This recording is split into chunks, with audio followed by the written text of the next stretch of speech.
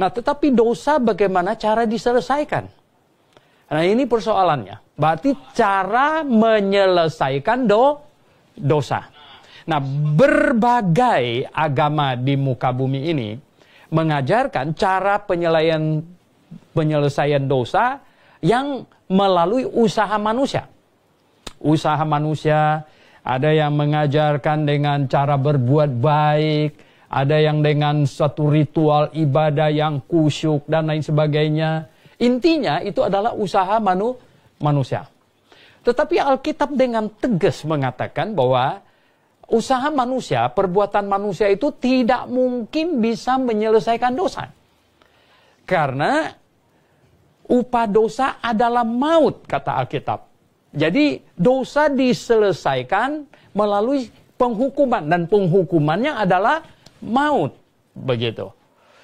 Jadi Bapak Ibu Saudara yang saya kasih dalam Tuhan, saya pikir orang-orang yang belajar hukum sangat gampang memahami hal ini.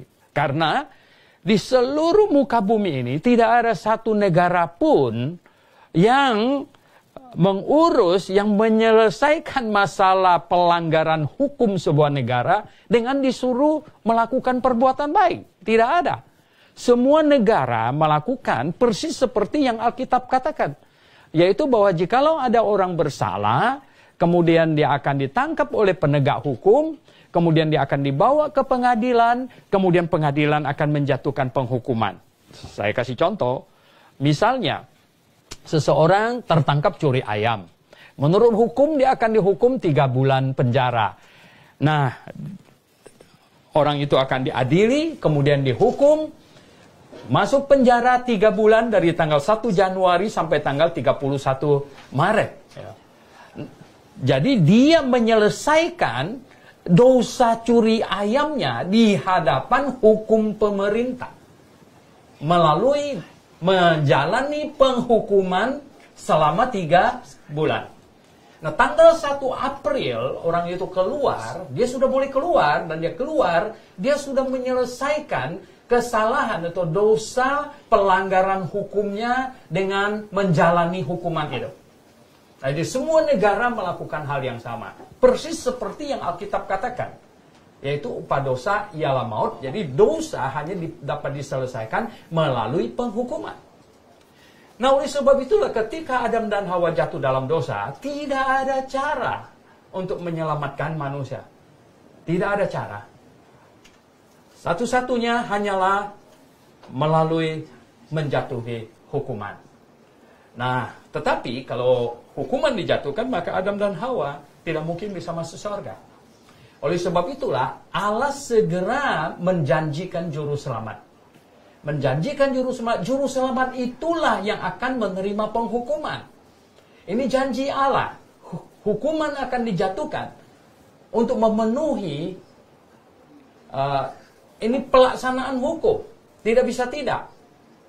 Dan tetapi juru selamat itulah yang akan menerima penghukuman. Kemudian ketika juru selamat dijanjikan dan masih jauh, Allah mau sebenarnya Adam dan Hawa yang telah jatuh dalam dosa, mereka nomor 1 yang terutama adalah bahwa dia mengaku dia salah. Ini yang paling penting.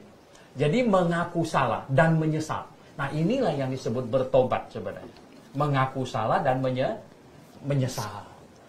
Tetapi mengaku salah dan menyesal itu belum menyelesaikan dosa. Karena dosa harus dijatuhi hukuman. Baru selesai.